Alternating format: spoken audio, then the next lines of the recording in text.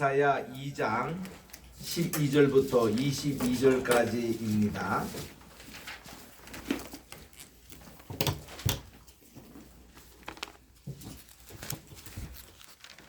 교독하겠습니다. 제가 12절 읽을 테니 13절 읽으시기 바랍니다. 이사야 2장 12절. 대저 만군의 여호와의 날이 모든 교만한 자와 거만한 자와 사고한 자에게 임하리니 그들이 낮아지리라. 또 레바논의 높고 높은 모든 백향목과 바산의 모든 상수리 나무와 모든 높은 산과 모든 솟아오른 작은 언덕과 모든 높은 망대와 모든 견고한 성벽과 타시스의 모든 배와 모든 아름다운 조각물에 임하리니 그날에 자고한 자는 굴복되며 교만한 자는 낮아지고 여호와께서 홀로 높임을 받으실 것이요 우상들은 온전히 없어질 것이며 사람들이 암혈과 토굴로 들어가서 여호와께서 땅을 진동시키려고 일어나실 때 그의 위엄과 그 광대하심의 영광을 피할 것이라. 사람이 자기를 위하여 경배하려고 만들었던 은 우상과 근 우상을 그날에 두더지와 박쥐에게 던지고 암혈과 험악한 바위 틈에 들어가서 여호와께서 땅을 진동시키려고 일어나실 때 그의 위엄과 광대하심이 영광을 피하리라. 같이요 시작. 너희는 인생을 의지하지 말라. 그의 호흡은 코에 있나니 새말 가치가 어디 있느냐. 아멘. 우리 이 말씀을 가지고 오늘 교만을 버리라 제목으로 말씀을 증거하도록 하겠습니다. 우리가 그동안 이사야서를 1장부터 지금 2장 오늘 마지막 읽고 있는데, 이사야서는 한마디로 우리 제 5번째 복음서라고 할 만큼 신약과 밀접한 관계가 있습니다. 왜냐하면 이사야는 복음의 7가지 요소가 다 있는 게 이사야서거든요. 복음의 7가지란 뭔가니 예수 그리스도 오심, 메시아의 오심을 예언하고 있는 것이 첫 번입니다. 두 번째는 그 예언이 완성이 됐어요. 성육신 사건. 그리고 세 번째는 예수님의 지상 선교 사건입니다. 네 번째는 예수님의 고난과 십자가의 역사입니다. 다섯 번째는 예수님의 부활이에요. 여섯 번째는 우리 주님이 승천하셨습니다. 일곱 번째는 우리 주님이 다시 오신다는 재림의 그 메시지가 이 이사야에 다 있는 거예요. 그래서 이사야는 신약에서 가장 많이 인용되고 있는 예언서고, 또 이것은 하나하나가 정말 귀한 말씀을 담고 있는 것입니다. 먼저 그 이사야라 하는 그 뜻 자체가 이제 어떤 뜻인가 하면은 구원이라는 뜻입니다. 구원. 지금 여기 본문 말씀 지금 제가 여기 누른 거하고 여기 지금 맞지 않아 가지고 이거는 다음 시간에 제가 보겠습니다만은 우리 그 회개를 한다 할 때 가장 회개의 핵심이 뭔가니 교만을 우리가 버리는 게 회개입니다. 왜냐하면은 이 죄가 어디서부터 나오는가 하면은 하나님의 불순종에서 나왔거든요. 불순종이 우리를 교만하게 만듭니다. 이 교만 때문에 우리가 하나님 말씀에 탈선되어 있는 거예요. 그래서 이 회개는 하나님께 우리 겸손하고 그리고 하나님 말씀에 순종하는 쪽에 나가야 그게 이제 참된 회개가 될 수 있습니다. 쉽게 말하면 우리가 죄가 어떻게 이 세상에 들어온지 그 역순으로 우리가 죄를 뱉어내는 거예요. 죄는 먼저 하나님의 말씀을 불순종한데 따먹지 말라 했는데 따먹었습니다. 그리고 또한 그 다음에 뭔가니 이것이 우리가 하나님같이 같아들이라 교만에서 나온 거예요. 하나님과 같이 될 수가 없는데 이거는 똥파지란 겁니다. 아까 우리 그 아침에도 말씀을 드렸습니다만은 천사의 이름을 우리가 가브리엘하고 이제 우리 그 군대 장관이 미가엘 요걸로 이제 알려졌는데, 본래는 이 천군 천사의 대표하는 인물이 루시엘이라고 그랬어요. 성경에는 이 용어가 나오지 않습니다. 루시엘이라는 말. 그 대신에 그 루시엘의 그 천사가 타락해가지고 땅에 떨어졌던 루시퍼라는 것이 나와요. 루시퍼가 이제 바로 이사야 12장에 그렇게 나오는데 이 땅에 떨어진 천사의 5가지 성격이 바로 이사야 여기에 나옵니다. 12장 한번 가보세요. 이사야 12장 12절에 보면은 루시퍼가 왜 타락했는지 거기에 대해서 이사야는 잘 이걸 밝혀주고 있습니다. 이사야 14장입니다. 14장 12절에 보니까 너 아침에 아들 계명성이여 하는 요게 계명성이 아니고 요게 루시퍼입니다. 루시퍼를 계명성이라고 우리 개혁에서는 잘못 이렇게 번역되어 있습니다. 본래 이 계명성이라는 것은 새벽변인데 새벽변은 예수님을 말하는 거죠. 이게 루시퍼를 얘기하는 것이 바로 이제 광명의 천사라고 자칭하는 그것이 이제 계명성의 원문의 본래 뜻입니다. 루시퍼입니다. 킹 제임스 바이블에서는 루시퍼라고 번역하고 있습니다. 루시퍼여 어찌 그리 하늘에서 떨어졌으며 너 열국을 엎은 자여 어찌 그리 땅에 찍혔느냐 하고 이렇게 그를 고발하고 있는 거예요. 그 5가지 죄목입니다. 12절에 봅니다. 내가 내 마음에 이르기를 내가 하늘에 올라갔다는 거예요. 하나님의 자리. 2번째는 하늘의 무별 위에 내 자리를 높이리라. 그게 2번째 제목이에요. 3번째는 내가 북극 지폐의 산 위에 앉으리라. 4번째 제목은 가장 높은 구름에 올라가 있습니다. 5번째는 지극히 높으신 이와 같이 같아지리라. 요게 루시퍼의 5가지 제목이에요. 전부 다 교만입니다. 하나님 자를 넘보는 자였습니다. 그래서 그가 본래 천군 천사를 지휘했던 하나님께서 가장 귀하게 사용했던 그 루시엘이 이렇게 타락을 하는 그 원인이 자기가 하나님 그 자리를 탐나는, 그리고 예수님이 지금 또 하나님의 우편에 앉아 계신다 할 때 그 자리를 탐냈던 거예요. 이게 루시퍼가 된 것인데, 그래서 이제 이 자리를 탐내려고 그렇게 했는데 땅에 이렇게 떨어졌습니다. 땅에 떨어진 것을 네필림이라 그래요. 네필이라는 것이 떨어졌다 그런 뜻입니다. 이 히브리 말로. 그래서 우리 창세기 6장 1절부터 4절에 보니까 네필림이라고 나오는데 그게 이제 땅에 떨어진 그런 루시퍼의 그런 모습입니다. 땅에 떨어져 가지고 그가 이 땅을 장악하려고 했어요. 하늘이 아니라 이제 땅을 모든 것을 장악하려고 했는데 여기서 그가 위기가 왔습니다. 창세기 1장 6절에서 7절 8절에 보니까 하나님이 이 세상 만물을 다 창조해 주시는데 특별히 하나님의 형상 모양대로 인간을 창조하실 때 이렇게 말씀합니다. 너희들이 생육하고 번성하여 땅에 충만하라. 그리고 이 땅을 정복하라. 그리고 공중에 있는 새와 바다에 있는 물고기와 모든 육척을 하나님 대신에 잘 다스려라. 전부 다 이 땅에 대한 주권을 인간에게 보여주시는 거예요. 땅을 충만하라, 땅을 정복하라, 땅을 다스려라. 이렇게 딱 들으니까 사탄이 자기가 쓸 자리가 없어지는 겁니다.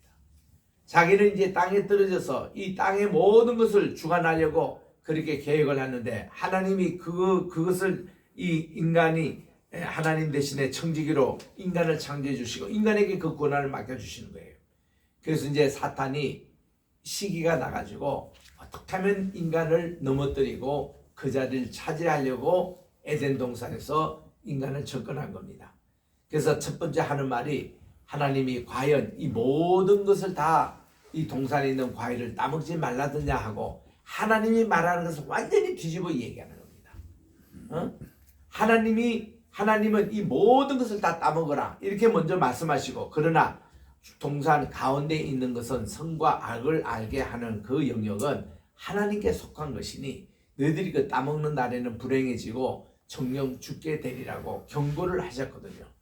그런 내용인데 사탄 마귀는 그거를 다 뒤집는 거예요. 여기 뒤집는 데 명수입니다. 왜냐하면 하나님 뜻을 거스려 이 땅에 떨어졌기 때문에 그는 이제 이 땅을 자기가 다 이 권한을 잡아야 되는데 인간에게 하나님이 그 특권을 딱 주시니까 이거를 어떻게든지 뺏으려고 인간에게 접근하는 겁니다. 인간은 어리석어서 이 말에 속아 넘어갑니다. 하나님 이거를 따먹는 날 내 눈이 밝아진다. 내가 하나님처럼 되리라. 그리고 하나님과처럼 선과 악을 구별하게 되리라. 이렇게 나가는 거예요. 요게 세 번째가 요게 문제입니다. 선과 악을 구분하는 기준은 하나님이셨는데 본래가 지금 또 하나님이신데 요거를 우리 인간이 하겠다는 거예요. 여러분 남을 재판하고 이렇게 남을 판단하고 하는 것이 얼마나 우리에게는 피곤하고 힘든 일이고 이것만큼 못할 짓이 없는 거예요. 제 주변에 판사가 많습니다. 제 고등학교 친구들이 대개 보면 서울법대 많이 들어갔어요. 또 경북법대도 많이 들어갔습니다. 판사가 많아요. 그래서 가끔씩 그런 친구들을 만납니다. 만나면은 현재도 지금 두 분의 대법원 판사가 우리 동기예요. 그리고 중수부 판사 다 지냈습니다. 그러니까 이 친구들이 교회에 무슨 뭐가 오면은 제게 연락이 와요. 참 이런 건을 이 교회에서 지금 봤는데 이거 어떻게 했으면 좋겠냐. 자기는 교회 구조도 잘 모르고 이거 있는데 어떻게 했으면 좋겠느냐. 그런 얘기를 내가 부탁을 받는데 나나 부탁을 하는 그 친구나 참 서로 괴롭습니다. 이 교회가 우리 사회를 가르쳐 줘야 되고 자기들 지도해야 되는데 자기들이 그 교회를 판단할 자리에 있으니 얼마나 서로가 괴롭겠습니까? 이거 판단이 쉬운 일이 아닙니다. 그러다 보니까 많은 내 친구들이 보니 이게 딱 그 공식 시간을 마치고는 뭐 술을 한다든가 뭐 마약에 빠진다든가 이렇게 막 세상 그게 막 빠집니다. 왜냐하면 너무 괴롭기 때문에 그런 거예요. 뭐 판단 안 되는 일이 보통 일이 아닙니다. 보세요. 하나님이 보시기에 참 좋았더라 하는 게 그게 본래 선이었고 하나님의 보시기에 좋지 않더라 하는 게 그게 악이었는데 인간이 그거를 딱 따먹으로 말미암아 하나님의 판단은 이제 뒷전에 가고 자기가 자기를 판단하는 겁니다. 그래서 인간은 그 따먹지 말란 것을 따먹고 나서는 눈이 하나님의 하늘의 것은 감춰지고 땅의 것만 밝아져 가지고 서로 벌거벗고 있는 이 모습이 부끄러워 보이는 겁니다. 이게 이제 벌써 죄를 지으면 결과가 그렇게 되는 거예요. 그리고 이제 이들이 하나님을 숨는다고 무화과나무 밑에 숨는 거예요. 서로 북군을 가린다고 무화과나무 잎으로 이거를 가리지만은 이건 임시적인 방패밖에 안 됩니다. 얼마 있으니까 다 잎이 말고 떨어지고 이렇게 되는 거예요. 판단 기준이 하나님께 있을 때는 세상이 다 평화로웠는데 판단 기준이 인간에게 딱 올 때는 우리가 기분이 좋으면 선이고 기분이 나쁘면 악이에요. 이거는 다 사람마다 감정과 기복이 다 틀리기 때문에 판단 기준이 다 틀리기 때문에 혼돈이 와버렸습니다. 도대체 기준이 없어지는 거예요. 서로 괴로운 겁니다. 그래서 하나님이 이거를 따먹는 날은 정령 죽으리라 그렇게 말씀해 주시는데 이 죽으리라는 말 속에는 관계성이 끊어지리라는 말과 같다는 겁니다. 관계성이 끊어지겠다. 하나님과 우리의 관계가 끊어지고 사람과 사람 사이의 관계가 끊어져서 그 당시에는 남녀 평등으로 하나님이 인간을 돕는 배필로 이렇게 서로 창조해 주셨는데 이거 따먹고 나서는 이게 남녀가 이렇게 차별이 생기는 거예요. 그래서 여성은 남성을 사모하는 입장에 서게 되고 또 여성은 남성에 대해서는 또 이렇게 연약한 존재로 그 따먹고 나서 그렇게 된 거예요. 서로 이런 관계로 돼 있어서 가장 큰 죄악의 문관이 교만이었다. 하나님처럼 되리라 그것입니다. 모든 우상의 문제가 그 문제고 또 모든 하나님과의 잘못된 관계가 이 교만에서 나온다는 것을 우리들이 기억하면서 요거를 12절부터 이제 보겠습니다. 다시 우리 이사야 2장 12절에 가는데 대저 만군의 여호와의 날이 모든 교만한 자, 거만한 자, 자고한 자에게 임하리니 그들이 낮아지리라. 시편 1편을 시작하는 2절에 이렇게 말합니다. 복 있는 사람에 대해서 말하는데요. 복 있는 사람은 어떤 사람이냐? 악인의 꾀에 넘어가지 않습니다. 죄인의 길에 서지 않습니다. 오만한 자리에 앉지 않는다고 그랬어요. 여기도 이 교만의 자리에 앉는 자체가 복 있는 사람이 해서는 안 되는 일이라는 겁니다. 여기서 이제 죄인의 길에 악인의 꾀에 넘어가지 않은 것은 내면적인 교만을 얘기해요. 그리고 죄인의 자리라는 것은 외면적인 교만의 자리입니다. 그리고 오만한 자의 자리에 앉지 않는 것이 그것이 바로 독선에 해당되는 이런 거기에 앉지 않는 그 사람이 복 있는 사람이라고 했지 않습니까? 여기도 지금 그 12절에 있는 내용이 다 그렇습니다. 닭 이 말이니 그들이 낮아지리라 이렇게 말씀해 주셨어요. 하나님이 그들을 교만한 자를 꺾으십니다. 교만한 자는 절대로 은혜를 못 받아요. 겸손한 자가 은혜를 받습니다. 하나님은 겸손한 자를 사용해 주세요. 교만한 자는 꺾으십니다. 자기 스스로 무너지는 거예요. 이것을 여기서 말씀하고 있는 겁니다. 13절에 보니 또 레바논의 높고 높은 모든 백향목과 바산의 모든 상수리 나무와 모든 높은 산과 모든 솟아오른 작은 언덕과 모든 높은 망대와 모든 그 견고한 성벽 여기 있는 모든 것들이 뭔가 하면 다 높은 거예요. 전부 다 교만을 상징하는 겁니다. 그 중에서 백향목이라는 것이 나옵니다. 레바논의 높고 높은 모든 백향목이다 이렇게 나와요. 나무의 최고 나무가 백향목입니다. 백향목이 얼마나 좋은 나무인지 저는 레바논에 가서 직접 봤습니다. 가니까요, 야 이게 300년 된 백향목입니다 하고 소개하는데 보니까 나무가 정말 탐스럽게 생겼어요. 참 이렇게 델타 모양으로 삼각조에서 나무가 쫙 쓰는데 키도 크고 그리고 그 향기가 얼마나 나는지 향도 좋고 그래서 우리 옛날에 향나무 이렇게 연필이 최고였습니다만은 그때 우리 어릴 때 담임 선생님이 물었어요.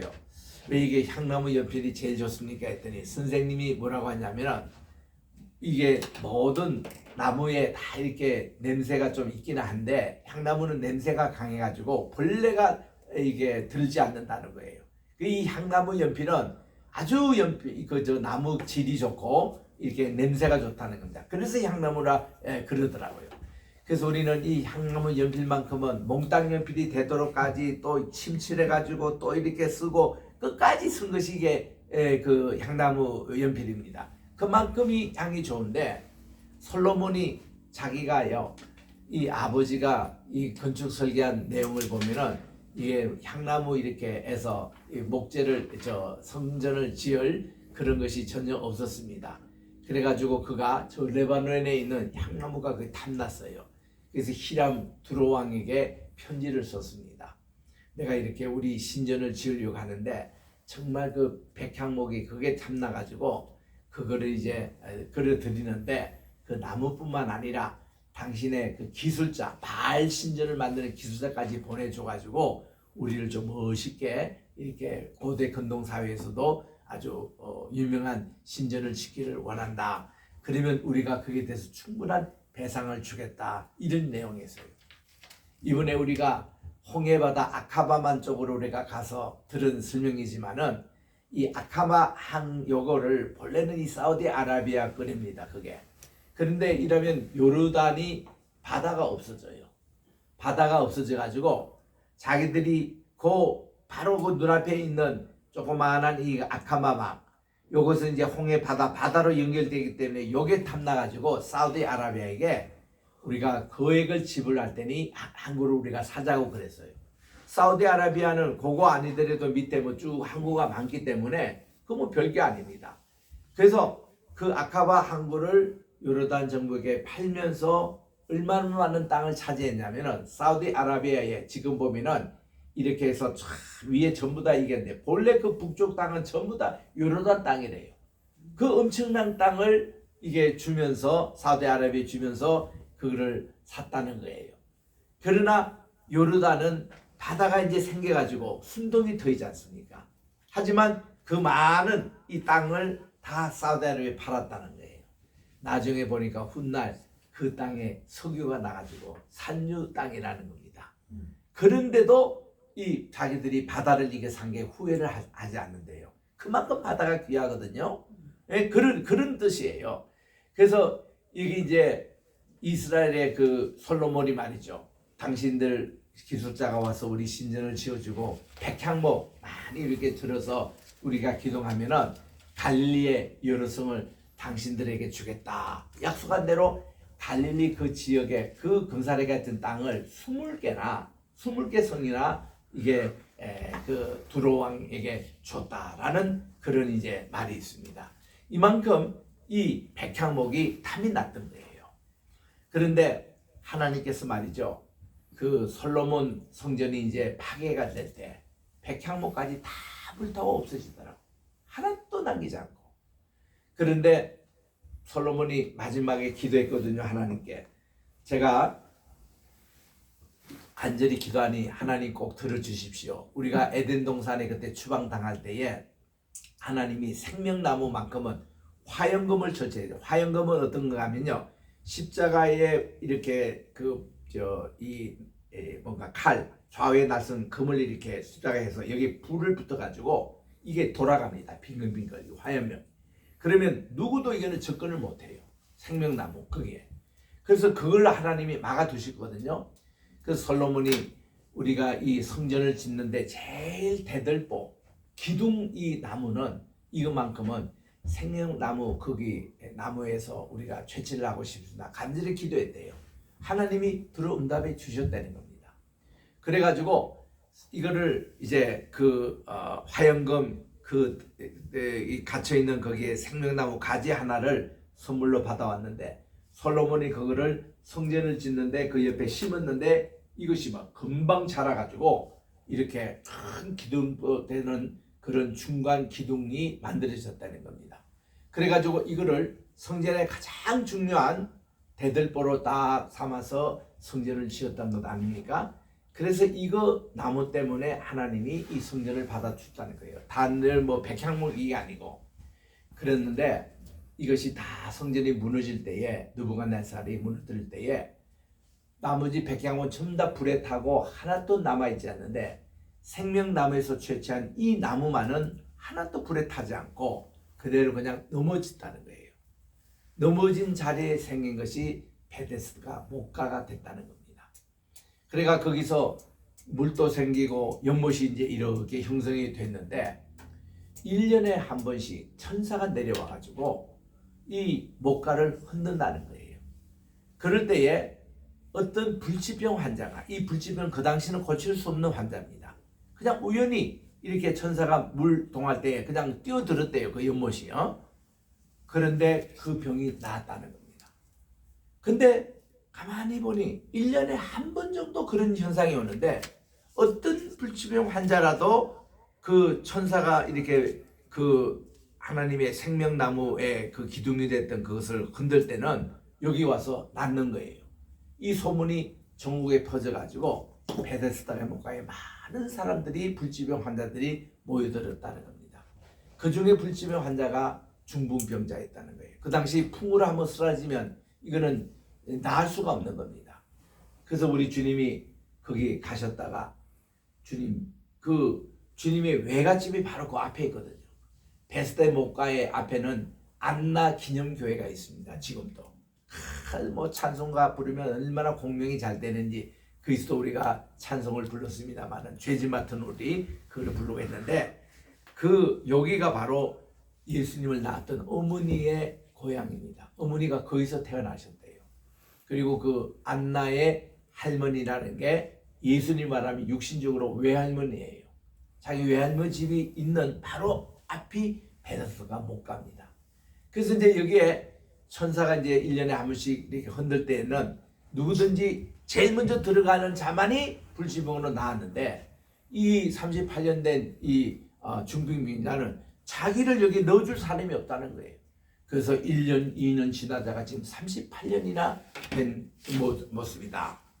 그 38이라는 것은 어떤 숫자가 하면은 이스라엘 백성들이 출애굽을 해가지고 1년 반을 시내산 밑에서 생활하다가 그들이 사실은 6개월 만에 가데스 바네아에서 헤브론으로 들어갈 수 있는 그 시간이었습니다.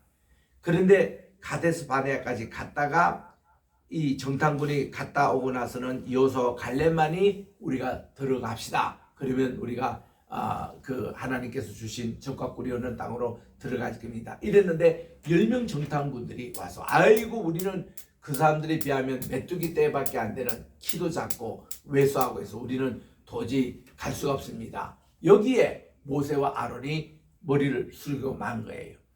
그래가 하나님이 화가 나셔가지고 2년 만에 충분히 가나안 땅에 들어갈 수 있는 것을 38년이나 이스라엘 백성들이 미디안 광야에서 신광야로 갔다가 수르 광야에 갔다가 이런 그 전체 그 미디안 광야 여기에 38년 동안 그들이 뺑뺑이 돌렸습니다. 그 38년 그 숫자거든요. 38년 동안 내가 중풍병으로 고생하고 있었던 이거를 볼 때 우리 주님이 이렇게 묻습니다. 내가 낫기를 원하느냐 이렇게 물어요. 그래서 이분이 낫기를 원한다고 한 거예요. 이게 참 중요합니다. 오늘 아침에도 우리 하나님께서 가브리엘 천사를 통해서 사가랴에게 말씀하실 때 하나님이 내 기도 소리를 듣고 응답해 주시다는 거예요. 이분이 나이가 많이 들었고 이제는 아기를 가질 수 없는 부인이나 자기나 다 그러는데도 기도를 포기하지 않고 하나님께 아기를 달라고 그때도 기도하고 있던 거예요. 그러니까 가브리엘이 와서 야, 내 기도 소리를 주님이 들어주셨다는 겁니다. 너희들은 평소에 착하고 경건하고 의롭게 살았기 때문에 하나님이 너의 기도를 들어주시고 내 몸을 통해서 요한을 낳게 되리라고 했던 그 말씀처럼 우리가 모든 어떤 기도 제목에든 우리가 포기하면 안 되고 우리는 끝까지 하나님께 기도해야 된다는 것입니다. 부산에 우리 잘 아는 지장로님이 계십니다. 이분은 부산의 동산유지의 전체 공장장이에요. 동산유지 그 가족하고 저희 집안하고 아주 가족처럼 지냈습니다. 그 다들 이북에서 같이 내려오셔가지고 그 처음에 이분이 피난민 생활할 때 서울에서 말이죠. 금정비누 그거를 막 장사를 하고 다녔던 분이 이분 이제 동산유지라는 회사를 시작해가지고 크게 기업을 일으켜서 그 당시만 해도 우리 한국 국내 30대 이 그룹에 속하는 큰 그 기업으로 성장했습니다. 그래서 디발디 샴푸도 개발하고 동산유지 그래서 거기에 아주 비누가 아주 한국에서는 굉장히 유행했던 적이 있습니다. 돈도 많이 벌었죠. 그런데 이 자기 매부가 되는 그러니까 이제 이 동산유지 그 사장님 부인의 언니가 바로 이 지장로님이 있었는데 아기를 못 가졌어요. 그래가지고 뭐 40대 50대 되도록 아기가 생기지 않아서 이제는 여성의 경수도 다 끊어지고 남자도 아기를 낳을 수 없는 나이에 이르렀습니다. 그러니까 그들이 할 수 없이 2명이나 애를 입양해서 키웠어요. 아들도 하나 입양하고 딸도 이에게서 딸이 그 참 선인데 얼마나 애가 이쁜지 입양한 애인데 그래서 우리는 가족처럼 그렇게 늘 지냈기 때문에 참 우리가 그렇게도 이 아이들을 같이 우리가 키우면서 참 기뻐했는데요. 아이고 하나님이요 이 지장님 가정에 아기를 주신 거예요. 아 그래서 이 권사님이 아기를 가졌다 하니 아니 여성이 60 넘어가지고 아기를 가질 수 있나요? 하나님이 그렇게 태를 열어주시더라고. 그러니까 이 아기가 태어나가지고 그 이름을 우리 영어로 또 마이클이라고 이름을 짓고 이랬는데 완전히 기적의 사나이가 된 거예요. 그리고 그 당시 부산번은 이 전국에 소문이 아주 자자하게 났습니다. 이 오늘날 또 이 사라와 같은 기적이 일어났다고. 그랬는데 이게 가능하더라고요. 하나님이 태를 열어주시면. 그러니까 여기 지금 오늘 또 사가랴와 엘리사벳이 태가 열려가지고 아기를 가졌다니까.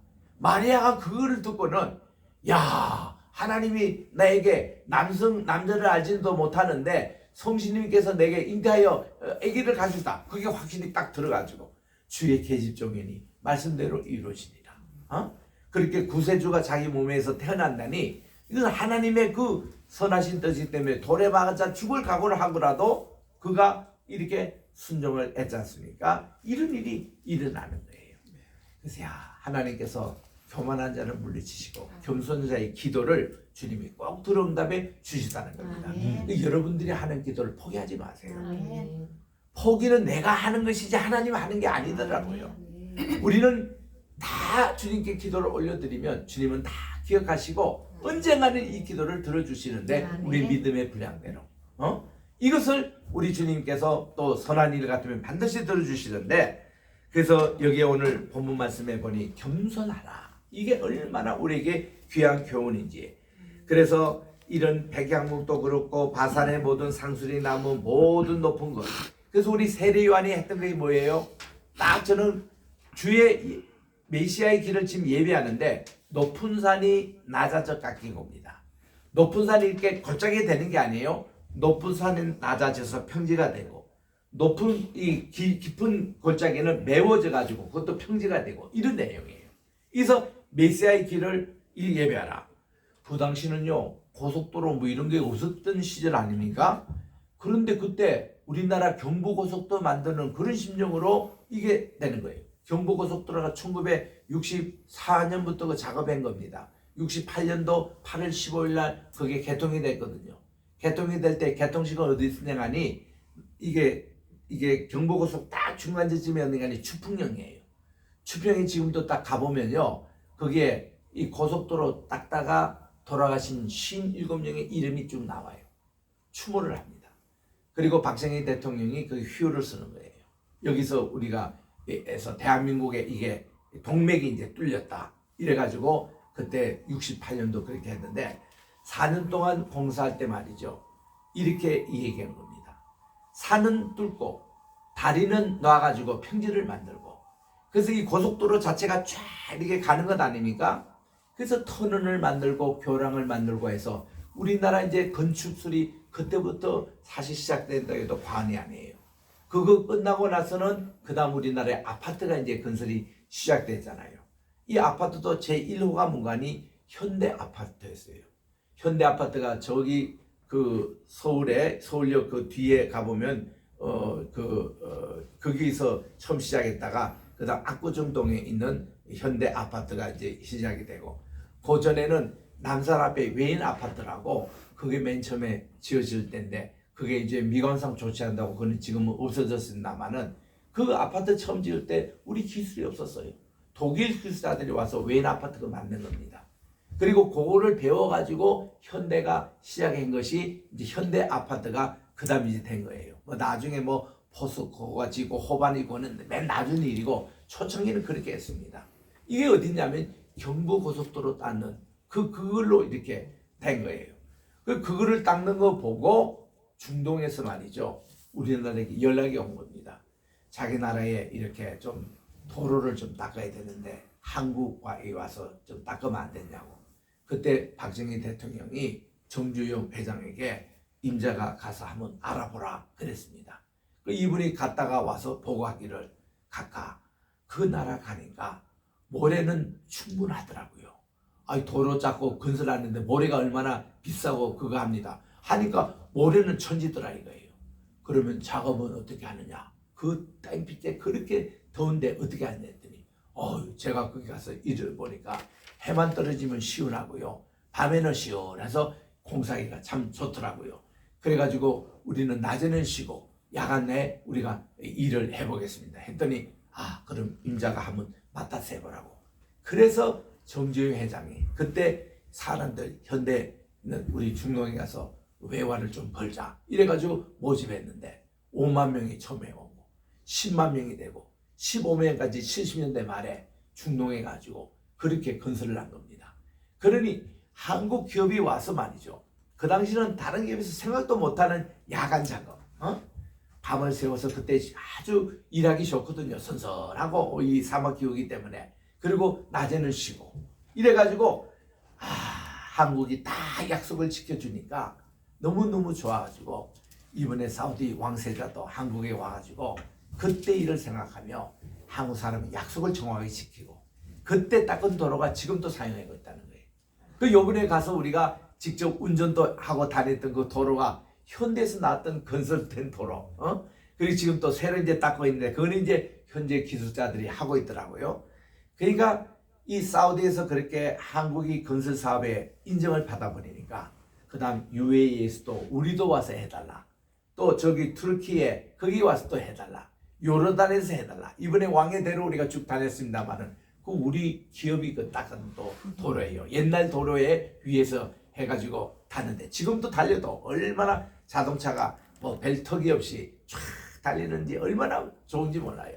그 중동에 갈 때마다 난 그게 항상 기분 좋아요. 모나코에 가도 우리 건설 사업 다 이들 잡고 두바이 가보세요. 제일 높은 건물이 삼성에서 그 빌딩을 지은 겁니다. 그게 뭐 150층이라나 이런 빌딩이 있고, 또 싱가포르에 가도 쌍용에서 그 처음에 내가 저 싱가포르에 42년 전에 갈 때는 그 건물 하나밖에 없었는데 그 호텔 건물을 이어가지고 지금 그 위에 배같이 만들어가지고 이거 다 우리 쌍용에서 한 거예요.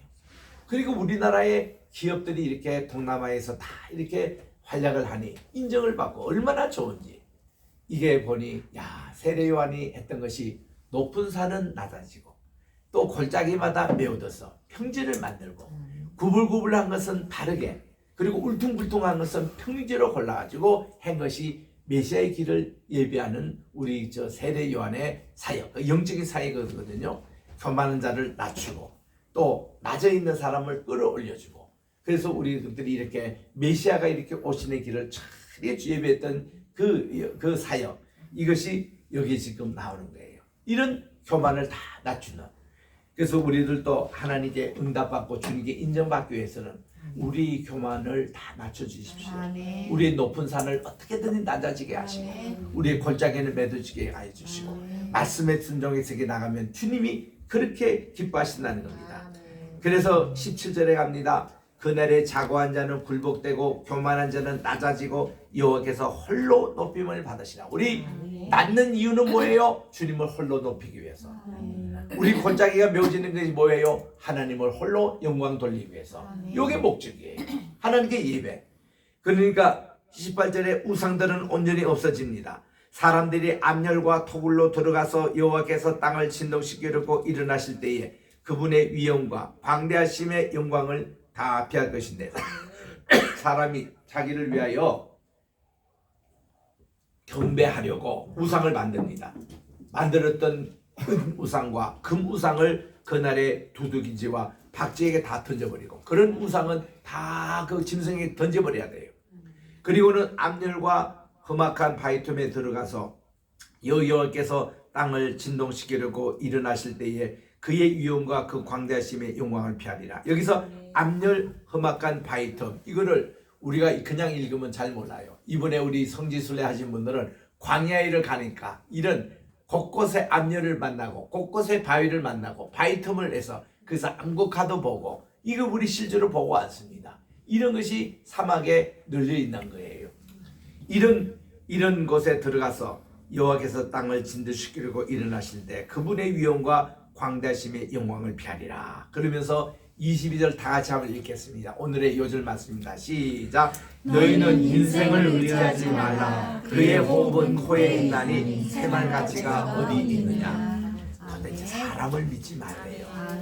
사람을 믿지 말는데 어느 정도 하면 자기 자신도 믿지 말라는 거예요.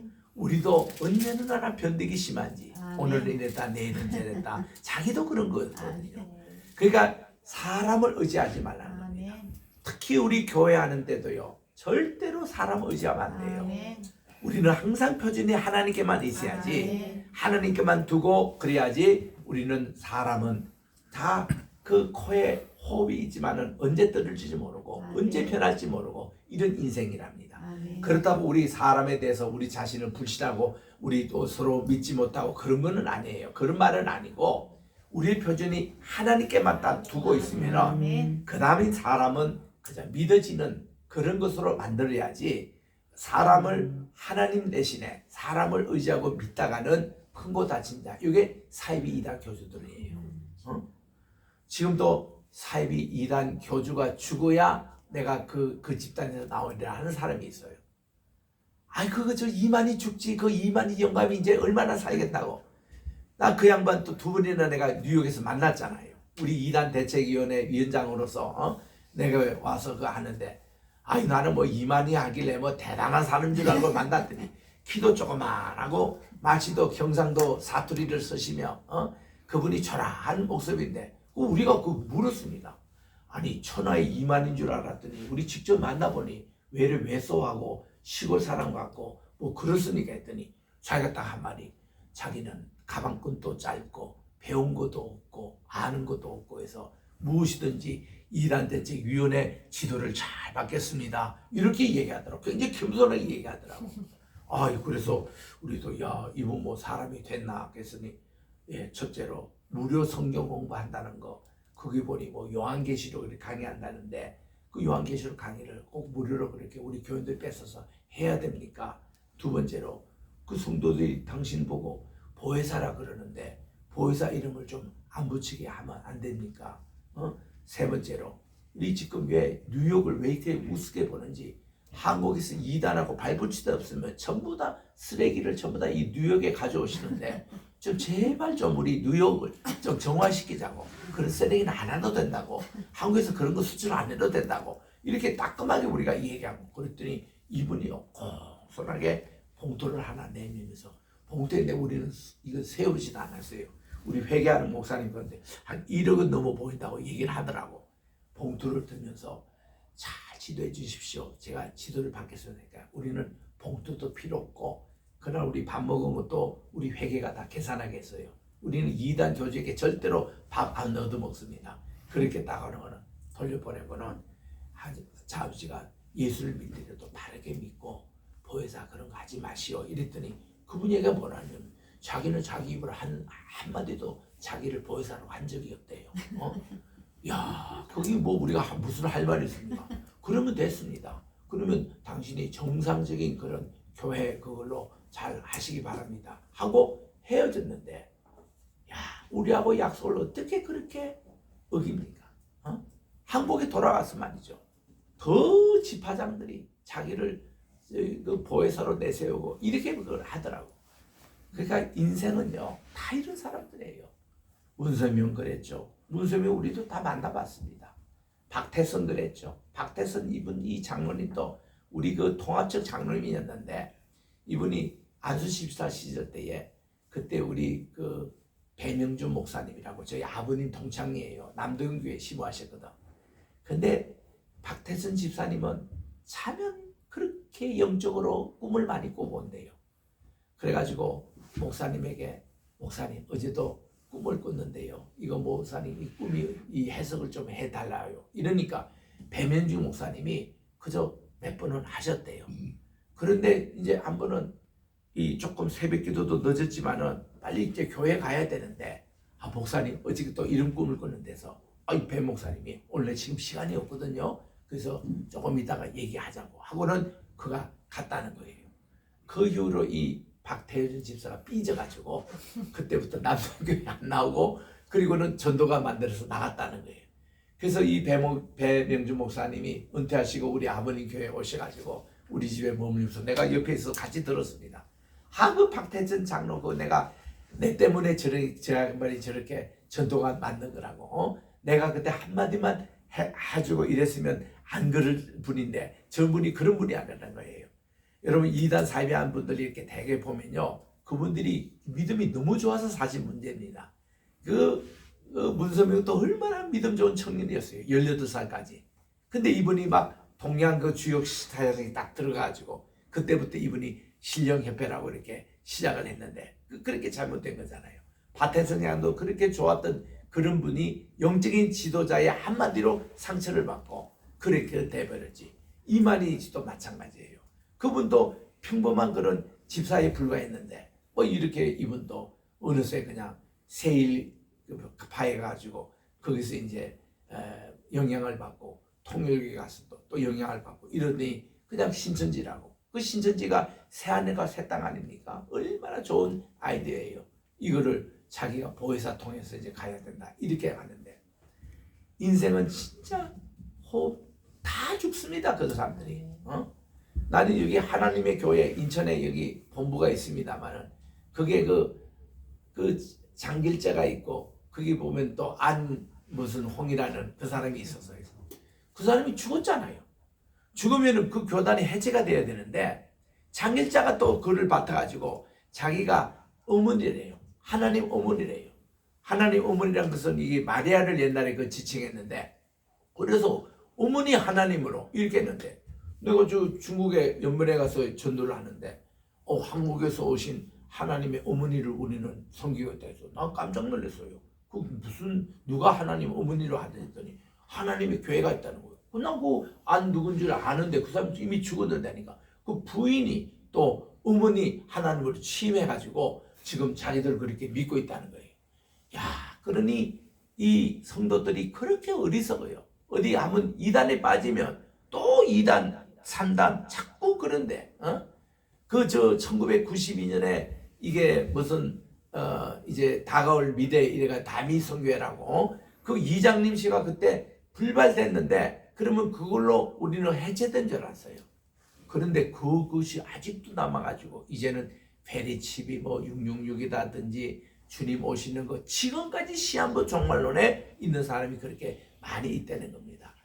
그래서 우리 사람의 이것을 호흡은 이게 우리가 칠 가치도 없는데 우리가 그것이 속히 우린 우상이 무너지고 하나님만 영광 소리는 우리 교회가 되시기를 주의 이름으로 축원합니다.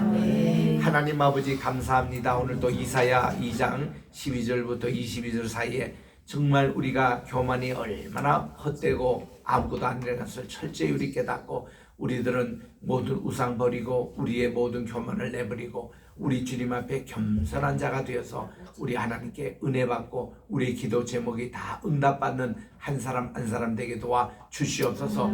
이제는 우리 주 예수 그리스도의 은혜와 하나님 아버지의 넓으신 사랑하심과 보혜사 성령님의 감화감동 교통 충만하신 역사가 오늘도 주의 예배에 참석한 모든 분들에게 함께 하시기를 간절히 축원하옵나이다. 아멘.